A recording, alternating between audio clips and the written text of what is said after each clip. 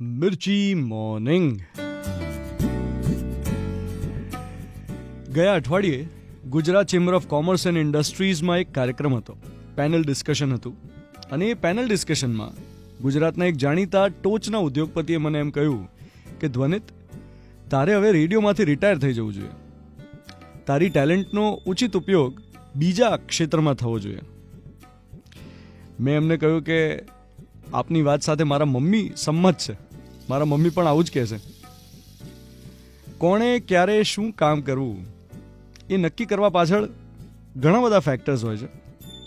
ઘણા કામ કરતા હોય ઘર ચલાવવા માટે, બે છેડા ભેગા કરવાની મથામણ હોય, પરિવારની જવાબદારી બધી એમના ખભે હોય, અને ઈચ્છે તોય કામથી ભાગી શકાય તેમ ન હોય.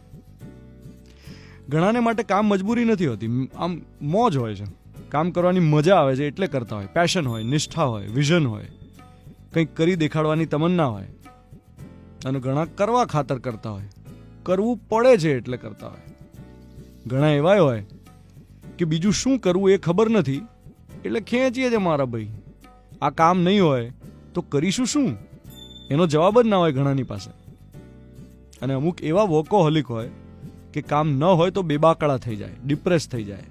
કામ વગર નવરું મગજ, ખાલી દિમાગ શૈતાન કા ઘર.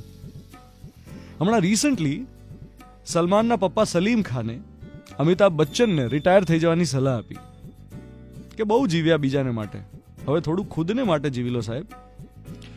અમિતાભ બચ્ચને શું કરવું જોઈએ શું નહીં એ એમની પર્સનલ ચોઇસ, અંગત પસંદગીનો મુદ્દો છે.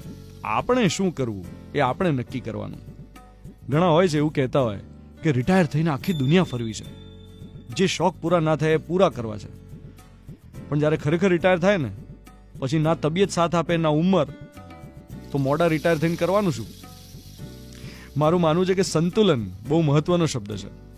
Work life balance, professional life, personal life અને ઇનર ગ્રોથ, આ ત્રણેયનું સંતુલન સાધી શકાય એવી જર્ની પોસિબલ છે.